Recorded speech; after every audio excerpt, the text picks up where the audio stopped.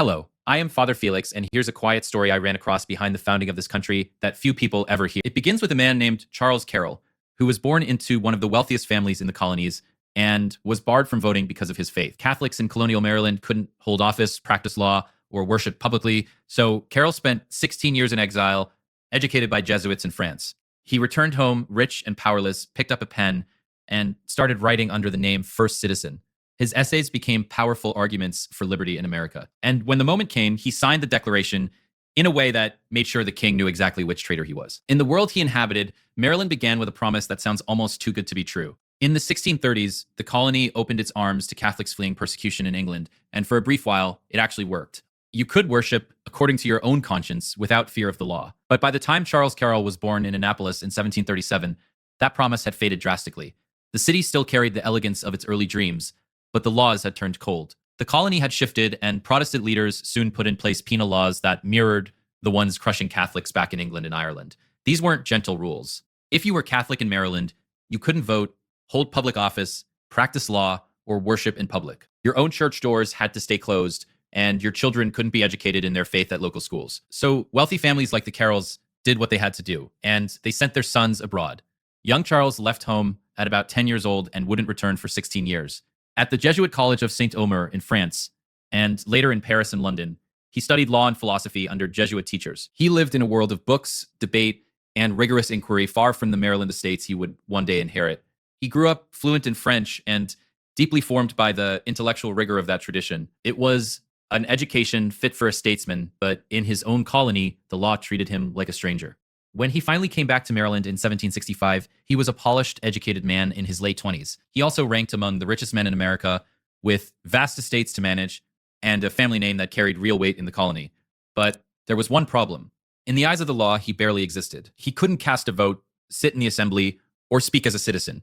All that education, all that wealth, and none of it could buy him the simplest right of a free man. Then the pen becomes his voice, as Carroll found the only door open to him. He couldn't vote or hold office, but no law could stop him from picking up a pen. In 1773, the Maryland Gazette began publishing a series of fierce essays signed only with the name First Citizen. The colony had never seen anything quite like them, and no one in Annapolis knew the author. But everyone wanted to. The writer attacked the royal governor's unilateral fees and defended the right of the colony to govern its own affairs without interference from across the ocean. The arguments were sharp, well-reasoned, and unmistakably the work of someone trained in law and philosophy. Readers all across Maryland started talking about this First Citizen, wondering who could write with such precision and such quiet fire. Shopkeepers, planters, and lawyers alike found themselves drawn into an argument that started on paper and spilled into the streets. Tavern conversations turned into debates as neighbors passed copies from hand to hand.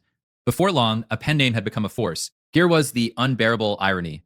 A man who was legally barred from voting was making some of the most effective public arguments for American liberty. Carroll couldn't stand for office, yet his words were shaping the political minds of an entire colony.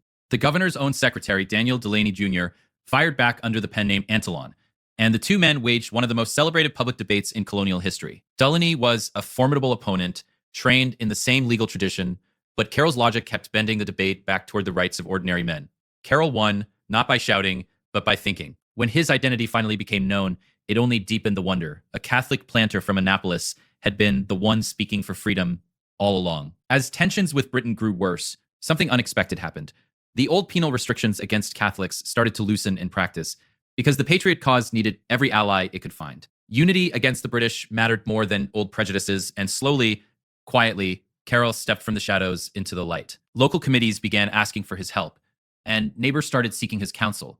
The same colony that had locked him out now needed him inside. The man who had been invisible under the law was becoming impossible to ignore. He still lacked legal equality, but for the first time, the colony was listening to what he had to say. And within 3 years, that same colony would ask him to do something the law had always forbidden. By 1776, the colony that had once shut Carroll out was sending him to the Continental Congress. It helps to imagine that moment. A man who had been barred from every public room was now walking into the most important one in America. He arrived in Philadelphia as a delegate from Maryland, ready to do what the law had long forbidden him even to imagine. He was about to vote on the question of independence, and then he was going to sign his name to a document that the British Crown considered treason. Carroll stood as the only Catholic in that room, and he also counted among the wealthiest men in all the colonies. Most of the 56 signers risked their lives in their honor, but Carroll risked something more. If the British won the war, they would likely hang him for treason, and seized his estates, wiping out a fortune that had taken generations to build. His name wouldn't merely appear on a list, it would appear on a death warrant if the revolution failed. He had more to lose than almost anyone else, and he knew it. The traditional story says that as Carroll stepped forward to sign, someone in the room quipped that the British wouldn't know which Charles Carroll to hang. There were other men by that name in Maryland, and the joke carried a dark truth. Carroll responded in an astounding way by adding, "of Carrollton," to his signature, the name of his family estate, so that no one could mistake which man had committed himself to the cause. Carroll didn't hide behind initials or leave his mark small. He wrote clearly and fully, removing every shadow of doubt. Whether that exchange happened exactly as told or grew taller in the telling, the meaning remains unmistakable. He wanted the king to know precisely who stood against him. And what he did next was even more surprising. After the declaration was signed, Carroll didn't step back into private life. He helped draft Maryland's first state constitution, served in the Maryland State Senate, and most importantly, became one of Maryland's first 2 United States senators under the new federal constitution. The same hand that had learned to write in Jesuit classrooms was now shaping the charter of a republic. The boy who had been sent away for his faith had helped build the laws of a new nation. He had moved from exile to empire, from silence to Senate in a single lifetime. Subsequently, Carroll lived a life of service and a quiet legacy as he lived to be 95, and by the time he died in 1832, he had outlived every other signer of the Declaration.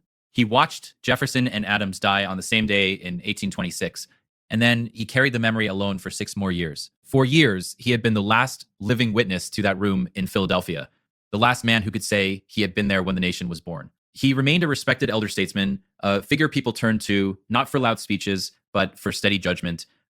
His legacy stretches beyond politics into something even more lasting. Perhaps more importantly, his cousin John Carroll became the first Catholic bishop in the United States, and later the Archbishop of Baltimore. Together, the 2 Carroll cousins showed the country that Catholic identity and American citizenship were not enemies. In 1790, John Carroll wrote to George Washington asking for reassurance that Catholics would be treated as equal citizens in the new republic. The question was still very much alive, and it would remain contested for Catholics in America well into the 20th century. One Carroll signed the nation's birth certificate, and the other built its first Catholic church hierarchy. That's a partnership worth remembering. Charles Carroll was never canonized. He's a historical and patriotic figure rather than a saint in the formal sense. But Catholic parishes and schools have named buildings after him as a kind of patron of faithful civic engagement. Priests still invoke him in homilies around the 4th of July, not because he was perfect, but because his life sits right at the intersection of faith and liberty. He was devout until the end, and he never stopped believing that the two could walk together. I think there's something in this story for all of us who wonder where our faith fits into public life. Carroll didn't preach or protest. He wrote, he served, and he stayed faithful without making his faith a weapon. He reminds us that civic courage doesn't need a flag or a podium.